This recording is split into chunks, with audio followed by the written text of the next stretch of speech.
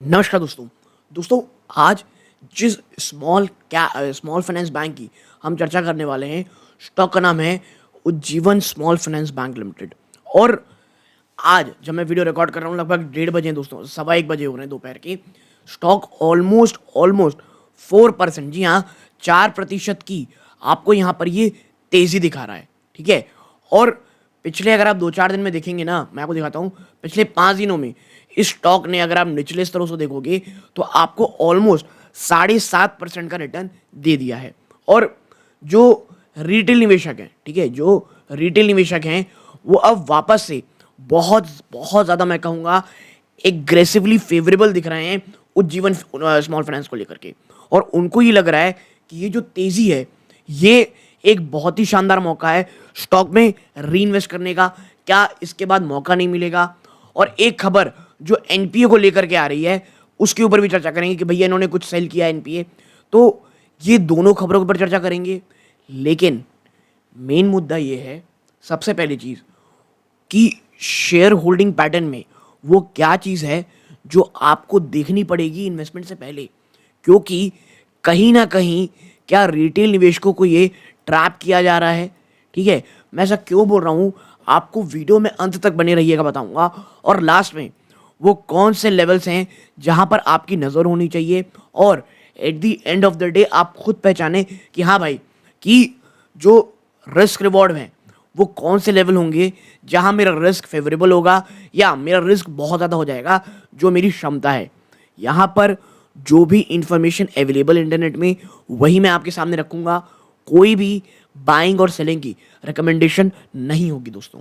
Okay. तो जो भी खरीदारी करें, अपने सोच समझ के करें और अपने वित्तीय सलाहकार से सलाह ले। देखिए, आपको समझना पड़ेगा, उज्जीवन स्मॉल फाइनेंस बैंक में इतना ज़्यादा क्रैश हो चुका है, इतना ज़्यादा आपके सारे निवेशक, रिटेल निवेशक परेशान हैं। एक साल में 35%। और अगर आप ऊपरी स्तरों से देखोगे, ठीक है, तो अभी तो फिर भी 40% है। एक समय तो ये गिरावट ऑलमोस्ट 45% की हो गई थी। तो जब आप 45% का क्रैश देख लेते हो ना, आप कहीं ना कहीं मानने लगते हो, हाँ भाई, अब इससे ज़्यादा क्या ही बुरा हो जाएगा। ठीक है। और देखिए, इस 45% गिरावट में आपको दो चीज़ समझनी पड़ेंगी। फर्स्ट, एक तो जिस सेक्टर का ये स्टॉक है, वहाँ पे बहुत ज़्यादा प्रॉब्लम, बहुत ज़्यादा रिस्क चल रहा था। दूसरा, आपको एक चीज़ समझनी पड़ेगी, निफ्टी में भी बहुत भयानक किस्म की क्रैश आई है। ठीक है।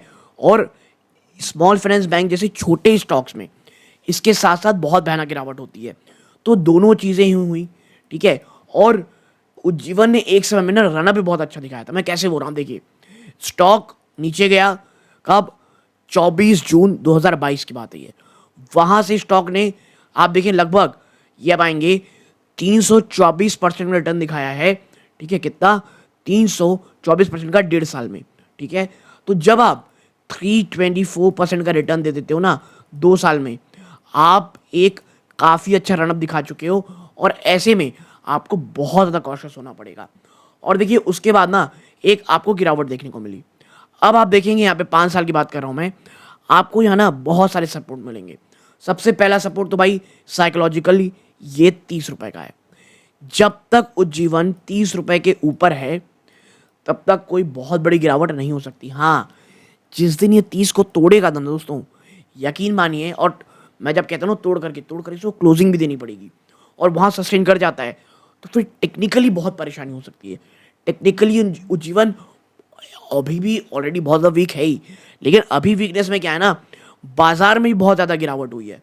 तो ये दोनों ही चीज़ें मिली हुई हैं। लेकिन अब अगर बाजार थोड़ा ऊपर रहता है, जो दिख रहा है कहीं ना कहीं साइंस, और अगर इसमें गिरावट होती है 30 के नीचे, तो फिर टेक्निकली बहुत वीक हो जाएगा स्टॉक। ठीक है। तो एनपीए क्या वाकई में आप असर दिखा सकते हैं, कुछ पॉजिटिविटी दिखाएंगे? और क्या मार्च से एक आपको, मैं कहूँगा, कि एक रिवर्सल देखने को मिलेगा, हेल्थी एक बैलेंस शीट देखने को मिलेगी? इन तमाम चीज़ों में चर्चा करेंगे दोस्तों। वीडियो में अंत तक बने ही रहिएगा। लेकिन आगे बढ़ने से पहले आप देखिए, मात्र 12.8% ऐसे व्यूवर हैं दोस्तों जो हमारा चैनल देख रहे हैं और चैनल सब्सक्राइब कर रखे हैं। ठीक है। आपका बहुत बहुत धन्यवाद। और 87.2 ऐसे हैं जो वीडियो तो देख रहे हैं बट चैनल को सब्सक्राइब नहीं कर रखे हैं। आपका भी धन्यवाद कि आप वीडियो देखते हैं, बट यकीन मानिए, आपका एक छोटा सा कदम सब्सक्राइब करने का, लाइक करने का, औरों के साथ शेयर करने का, हमें बहुत मोटिवेशन देता है दोस्तों इस प्रकार के वीडियोस बनाने में। आपका किसी अन्य स्टॉक में चर्चा करानी हो, कमेंट बॉक्स में बताइएगा, उस पर वीडियो लाने की मैं कोशिश करूँगा। बट प्लीज़ चैनल को सब्सक्राइब करके ऑल नोटिफिकेशन ज़रूर दबाइएगा और वीडियो को तुरंत लाइक कर दीजिएगा ताकि यूट्यूब औरों को भी रिकमेंड करे। Okay, now first thing first, सबसे पहले चर्चा करेंगे कि आखिर वो खबर क्या है कि एनपीए वाली। तो देखिए, उज्जीवन स्मॉल फाइनेंस बैंक जो है, उन्होंने उसका शेयर बढ़ा था। क्यों? बैंक ने बेचा है स्ट्रेस लोन का पोर्टफोलियो एक एसेट रिकंस्ट्रक्शन कंपनी को। स्मॉल फाइनेंस बैंक ने सोल्ड किया है लोन पोर्टफोलियो 364.51 करोड़ का। कितने में? मात्र 34.26 करोड़ में। और ये 91% हेयर कट है। अब आप खुद समझिए कि जहां लोन पोर्टफोलियो 364 करोड़ का था, आपने मात्र 34 करोड़ में बेच दिया। अब इसके बावजूद बढ़ोतरी इसलिए हुई कि भैया, वो एक अंग्रेजी में कहावत है ना, something is better than nothing. ठीक है, और हिंदी में कहावत कह लेता हूँ, भागते भूत की लंगोट भली। तो ये वही हाल चल रहा है। ठीक है, 364 करोड़ का आपका बैड लोन था, आपने 34 करोड़ में बेच दिया। और जो उज्जीवन फाउंडेशन बैंक का जो आप कह सकते हैं बोर्ड है, उन्होंने इस सेल को अप्रूव दिया है और राइट ऑफ किया है फरवरी में। और the sale is part of lenders portfolio clearing process. क्योंकि देखिए, एक बात तो पिछले 2-3 क्वार्टर साफ थी, प्रॉब्लम्स लगातार बढ़ रही हैं। ठीक है, जो स्ट्रेस है वो इनके प्रॉफिट्स को लगातार खाते चला जा रहा है। जो एक आप कह सकते हैं प्रॉब्लम थी overall finance small finance bank में, वो हर जगह थी। तो ये एक आप कह सकते हैं रे ऑफ होप दिख रही है बोर्ड को, निवेशकों को, बाजार को, कि अब यहाँ से कुछ चीज़ें अच्छी होती दिखाई देंगी। ठीक है, आप यहाँ देखेंगे एक और चीज़ लिखी हुई है कि 16 एनालिस्ट जो ट्रैक करते हैं कंपनी को, 14 ने मेंटेन किया है बाय रेटिंग को, एक ने होल्ड की रिकमेंड दी है और एक ने कहा भाई साहब बेचो। ये ब्लूमबर्ग के डेटा के हिसाब से। और जो एवरेज 12th एनालिस्ट हैं, उनका कंसेंसस प्राइस टारगेट है 40% का ऊपर। और उज्जीवन के साथ मैं कहूँगा सबसे बड़ा जो एक सरदर्द कह लीजिए वो यही है, एनालिस्ट बुलिश तो बहुत रहते हैं, टारगेट ही बहुत ऊपर देते हैं, स्टॉक कहीं नहीं जाता। और मुझे लगता है इस प्रकार के जो कार्य हैं, जो आप स्ट्रेस लोन बेच रहे हैं, वो कहीं ना कहीं एक पॉजिटिव असर डालेंगे उज्जीवन स्मॉल बैंक में। लेकिन मुझे किस बात का डर लगता है उज्जीवन में? देखिए, अगर आप इस बैंक को देखोगे, आपको लगेगा यार इट्स अ गुड बैंक। क्यों? स्टॉक की पी बिल्कुल almost price to book value में ही आपको मिल रहा है। डिविडेंड यील्ड बहुत शानदार है। फेस वैल्यू 10 की है। आरओसी आरओई ठीक है। ठीक है, प्रमोटर की होल्डिंग कुछ नहीं, क्योंकि ये एक मैं बता दूं आपको, ये आप कह सकते हैं प्रोफेशनली मैनेज्ड कंपनी है। ठीक है, इसके साथ साथ ऑपरेटिंग प्रॉफिट मार्जिन ठीक है। इंडस्ट्री की पी से आप देखेंगे काफ़ी सस्ता मिल रहा है आपको। तो कहीं भी कुछ ऐसा इशू नहीं है प्रॉब्लम आ जाए। हाँ, पीट्रियोस्की स्कोर 4 है। रीज़न क्या था भाई? जब आप इतना ज़्यादा आप लोन एनपीए रखोगे, इतना ज़्यादा आपके अंदर स्ट्रेस रहेगा, तो आपका पीट्रियोस्की स्कोर तो कम होगा। हाँ, आने वाले टाइम में अगर आप चीज़ें बेच देते हो तो आपको चीज़ें अच्छी लगेंगी। ठीक है, और वो निवेशक जो ये समझना ही पाते या समझना नहीं चाहते, मैं कहूँगा कि जब स्मॉल फाइनेंस बैंक में निवेश कर रहे हो, आपको समझना पड़ेगा आप एक ऐसी कंपनी में निवेश कर रहे हो जो ऑलरेडी बहुत ज़्यादा एक आप कह सकते हैं डेंजरस कस्टमर होते हैं, उनको सर्व करें। देखिए, बिजनेस में कुछ चीज़ें हार्श होती हैं, लेकिन वही रियलिटी होती है। ये जो कह सकते हैं हम बैंक जो हैं, ये केटर करते हैं फाइनेंशियली अनसर्व्ड और अंडर सर्व्ड सेगमेंट को, जो फाइनेंशियल इंक्लूजन बिल्ड करना चाहते हैं भारत में। ठीक है, यानी आप ऑलरेडी जो थोड़े से वनरेबल ग्रुप है, उनको आप लोन दे रहे हो।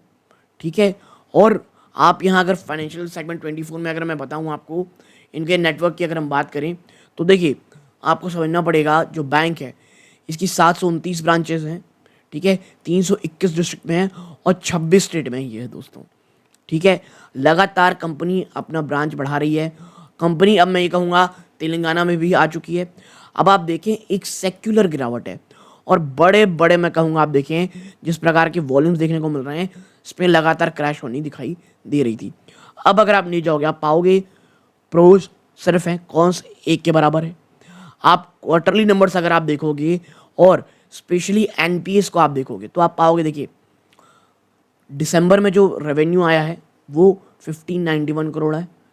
एक साल पहले से देखेंगे तो जंप है, क्वार्टर क्वार्टर गिरावट है। लेकिन देखिए आरबीआई ने जो नॉर्म्स सेट किए थे उसका भी असर है, और बैंक्स भी कहीं ना रेवेन्यू को बढ़ाना नहीं चाह रहे हैं, अभी अपना जो एनपीए उसे कम करना चाह रहे हैं।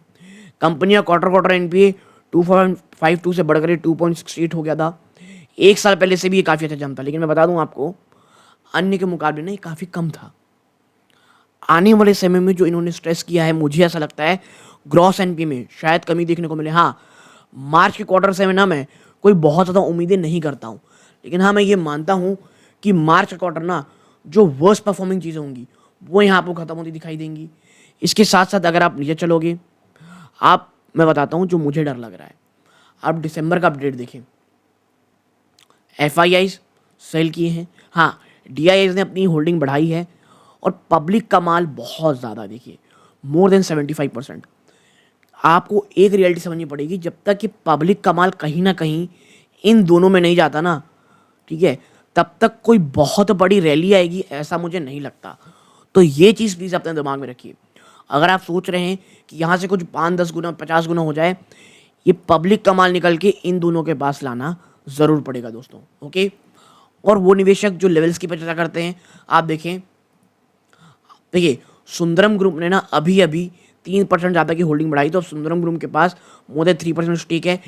इंटरनेशनल फाइनेंस कॉर्पोरेशन का भाई 3% ज़्यादा स्टेक है। और पिछले मंथ जो ट्रेड हुआ है उसके हिसाब से अगर प्राइस रेंज निकालोगे, ट्रेंड बियरिश है, तमाम चीज़ें बियरिश हैं। आप देखिए क्लासिक सीरीज़ के हिसाब से पहला जो सपोर्ट है 30 रुपये का टूटता है तो 28 रुपये 86 पैसा, फिर है 24 रुपीज़ 79 पैसा, और उसके बाद 18 रुपीज़ 52 पैसा। फिबोनाकी 30 रुपीज़ 93 पैसा, दैन 28.59 पैसा, दैन 24.79 पैसा है। कैमिली एक्सेस के हिसाब से इस प्रकार की चीज़ें हैं दोस्तों। और मैं इसलिए आपसे बार बार कह रहा हूँ कि आपको ये लेवल ध्यान में रखना है, और ध्यान में रखना है कि भाई मैं क्या वाकई में इतना रिस्क उठाने लायक हूँ, क्योंकि मैं आज भी मानता हूँ उज्जीवन एक, आप सकते पूरा जो स्मॉल फाइनेंस बैंक का जो सेक्टर है वो अभी भी एक थोड़ा एक रिस्क फैक्टर है दोस्तों उसमें, ठीक है।